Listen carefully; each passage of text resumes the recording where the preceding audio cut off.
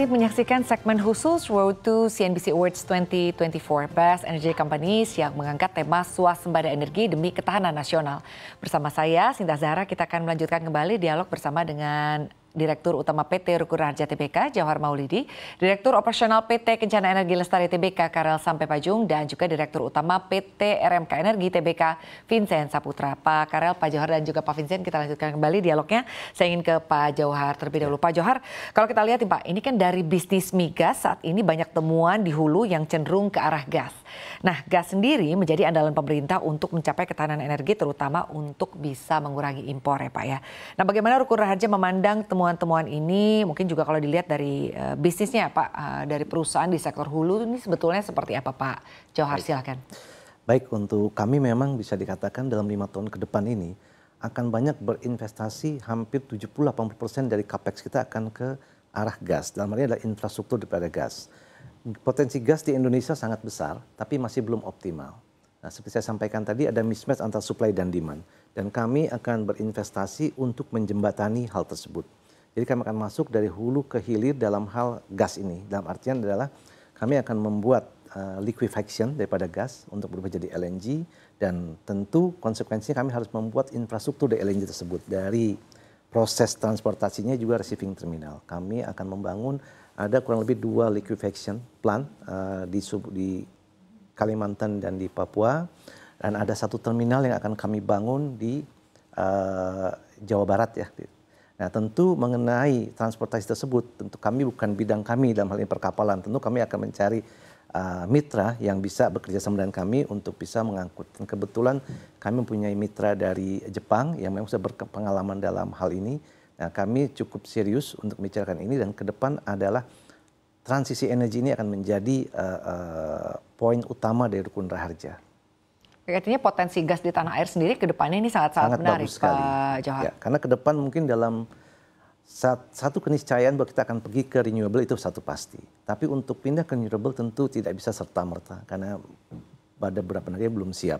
Sehingga transisi energi itu dibutuhkan. Nah, dalam hal ini adalah gas. Dan di semua negara, semua sepakat bahwa untuk transisi energi ini adalah dalam bentuk gas. Dan tantangan terbesar bangsa kita adalah membuat infrastruktur gas. Karena gas kita sangat banyak, tapi sekali lagi pengolahannya Pak?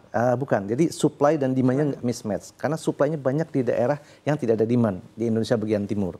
Sementara demand itu banyak sekali di barat. Nah, tentu ini harus ada satu infrastruktur yang bisa membawa gas tersebut sehingga masyarakat kita bisa mendapatkan sumber energi yang murah dan relatif bersih. Kurang lebih seperti itu. Baik, terima kasih Pak. Saya ingin beralih ke Pak Karel. Pak Karel, apa teknologi utama yang digunakan oleh Kencana Energi untuk bisa meningkatkan efisiensi dari energi terbarukan? Artinya untuk saat ini teknologinya apa nih Pak?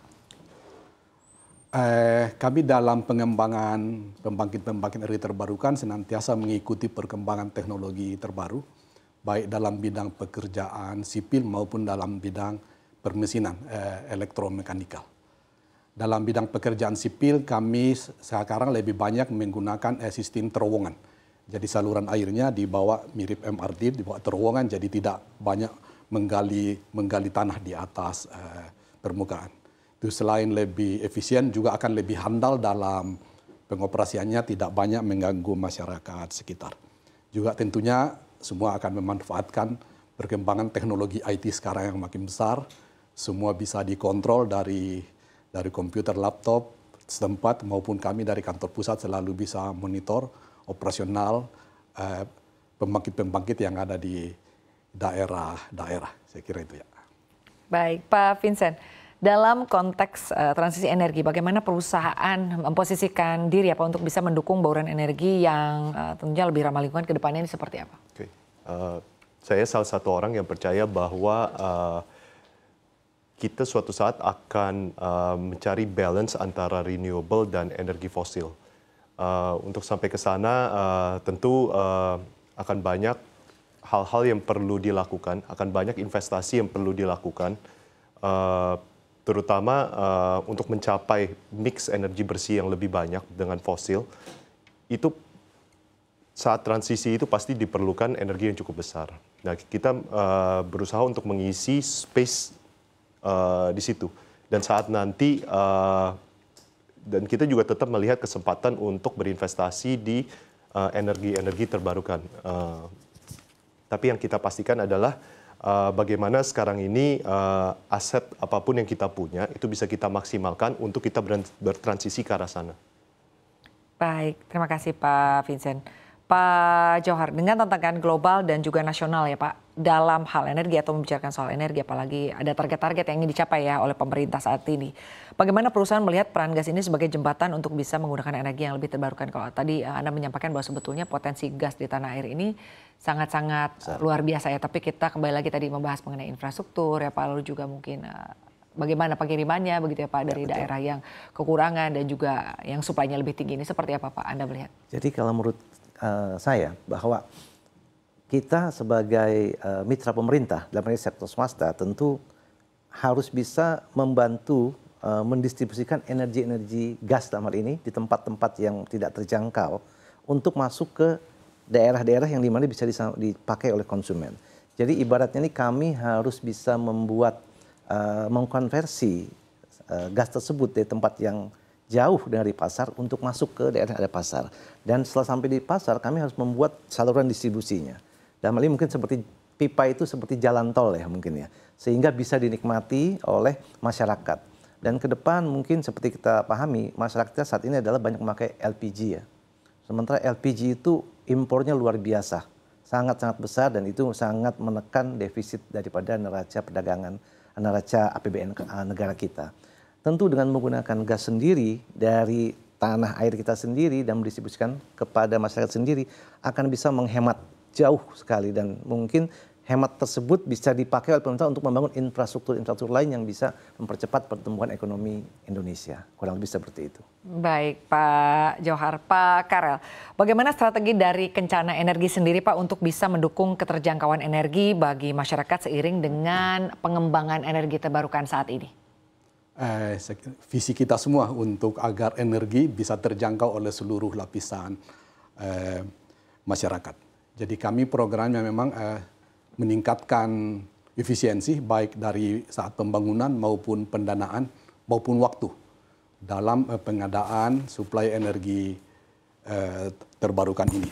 Sehingga harapan harga energi terbarukan semakin ke depan akan semakin menurun. Dan buktinya memang trennya sekarang makin menurun dibanding beberapa tahun yang lalu. Baik dari hidro, dari solar semakin menurun harganya. Dengan demikian diharapkan bisa terjangkau oleh seluruh lapisan masyarakat.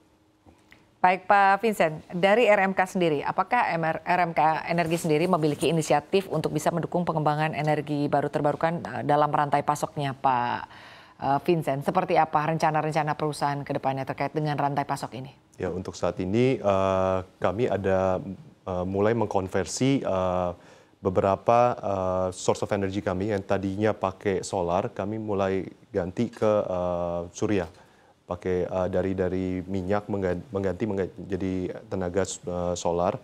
Kedua, kami juga lagi mengkaji untuk truk-truk operasional kami itu menggunakan truk EV. Harapannya mungkin dalam 1-2 tahun ke depan sudah ada beberapa truk-truk EV yang masuk ke proyek kami.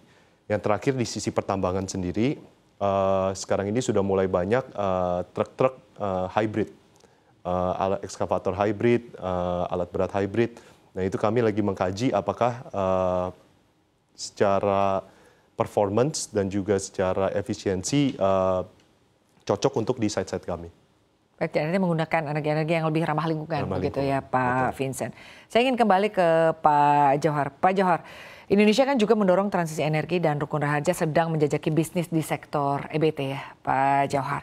Nah mungkin boleh dielaborasi atau mungkin boleh dijelaskan Pak rencana bisnis dan juga investasi Rukun Raharja ini di sektor EBT sampai dengan saat ini sudah seperti apa dan jenis EBT apa selain daripada gas mungkin atau hanya gas saja yang ingin dikembangkan ke depannya dan bagaimana nih Pak nanti pembagian porsi-porsi bisnisnya di setiap segmennya? Baik untuk Rukun Raharja. Transisi energi ada satu hal yang pasti kita kerjakan. Karena prinsip kita harus bisa menyediakan energi itu mudah didapat, harganya terjangkau, dan safety dalam adalah ramah lingkungan. Nah mengenai EBT itu tentu ada sesuatu yang ultimate goal bagi semua bangsa. Karena itu yang paling bisa dikatakan memenuhi 3 kriteria tersebut. Rukun Raharja saat ini untuk energi terbarukan, kami sedang bekerja sama dengan salah satu perusahaan dari Timur Tengah. Kita sedang tarap untuk memfinalisasi proyek kita, yaitu panel surya ya, power plant dari tenaga surya, kurang lebih sekitar 250 megawatt. Kami berharap dalam 2026 tentu kami bisa mulai konstruksi ini. Kami bekerja sama dengan satu BUMN di bidang listrik ya, karena tentu listrik kita tidak bisa pungkiri bahwa masih harus dengan negara ya, dengan PLN dalam hari ini. Nah, selain daripada sinar surya tersebut, kami juga mulai masuk ke bidang amonia plant. Jadi kita akan memproduksi amonia, yang mana amonia itu kan dijadikan sebagai katalis atau carrier untuk hidrogen. Ya, ke depan mungkin kalau lebih jauh lagi di beberapa negara yang sudah maju, tidak cuma tenaga surya, tapi mereka sudah mulai masuk ke hidrogen. Nah, ini akan bisa mengubah landscape energi kalau itu memang jadi kejadian. Saat ini kami masuk untuk ke amonia. Kalau memang Indonesia sudah masuk ke hidrogen, mungkin amonia ini bisa dipakai di Indonesia. Saat ini memang masih dipakai untuk pasar dari ekspor ya, kurang lebih. Itu jadi dua hal, tenaga surya dan juga kita masuk ke petrochemical tapi yang related dengan energi. Kurang lebih seperti itu. Baik, terima kasih Pak Johar. Lalu saya ingin bertanya ke Pak Karel ya, Pak Karel. Tapi sejauh ini Pak, untuk penggunaan energi terbarukan ini apakah sudah naik Pak secara signifikan kalau dari perusahaan Anda, kalau kita berbicara mengenai permintaan atau seperti apa?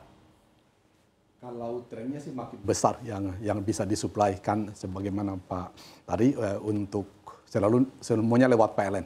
Jadi produksi termasuk kami ya semakin besar lah ya, juga teman-teman yang lain, jadi porsinya makin besar, dan ya dengan selesainya beberapa infrastruktur pembangkit energi terbarukan diharapkan akan semakin besar ke depan porsinya. Baik, terima kasih Pak Vincent. Saya ingin menanyakan kepada Anda terkait dengan bagaimana perusahaan begitu ya untuk tantangan sendiri, tantangan terbesar yang dihadapi RMK Energi dalam memastikan kelancaran distribusi komoditas energi, terutama jika bicara mengenai di daerah-daerah terpencil. Lalu juga mungkin bagaimana konflik geopolitik yang semakin tinggi ini memberikan dampak kepada bisnis dari RMK Energi sendiri, atau harapan dari RMK Energi sendiri ke depannya seperti apa? Oke. Kalau kita melihat konflik geopolitik, yang dipentingkan itu adalah ketahanan energi. Kita mengaca pada 3-4 tahun ke belakang, waktu itu terjadi perang Rusia dengan Ukraine, gas pipeline dari Rusia diputus ke negara-negara Eropa. Nah, pada saat itu terjadi, banyak negara-negara Eropa yang tadinya sudah tidak menggunakan batu bara, mereka kembali menghidupkan pembangkit PLTU batubara tersebut. Nah, dengan kondisi geopolitik yang nggak stabil ini dan dengan rencana pemerintah untuk transisi energi ke arah energi terbarukan, itu diperlukan energi yang stabil dan juga yang affordable untuk masyarakat. Nah, kita melihat batubara itu masih mengisi di posisi itu. Nah, ya saat ini investasi yang kita lakukan adalah memastikan batubara yang kita produksi ini bisa sampai ke PLTU yang kita tuju dan juga bisa mensupport ketahanan energi nasional. Jadi bukan hanya diekspor, tapi lebih berkontribusi juga untuk pemakaian di dalam negeri sendiri. Baik, ya, harapannya semoga saja swasembada energi ini bisa tercapai ya, sesuai dengan harapan dan juga cita-cita dari Presiden Prabowo Subianto. Apalagi kalau kita lihat memang kekayaan alam ya Pak ya, di Indonesia sendiri tentunya bisa membuat swasembada energi ini bisa tercapai, apalagi dengan perusahaan Anda yang mengambil peran ya Pak untuk bisa menyukseskan swasembada energi ini. Terima kasih banyak Pak Johar Maulidi, Direktur Utama PT Rukun Raharja Tbk, Bapak Karel Sampai Pajung, Direktur Operasional PT Kencana Energi Lestari Tbk, dan juga Bapak Vincent Saputra, Direktur Utama PT RMK Energi, atas diskusinya yang komprehensif bersama kami Pak. Salam sehat dan sukses selalu untuk Anda semuanya. Terima kasih.